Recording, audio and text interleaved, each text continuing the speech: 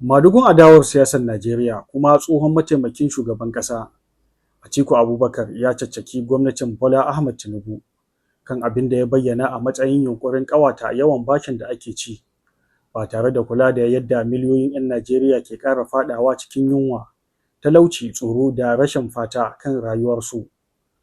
Da yake mayar da martani kan kalaman da fadar shugaban ƙasa ta yi kwanan nan cewa bashin Najeriya bai kai na wasu ƙasashen Afirka ba.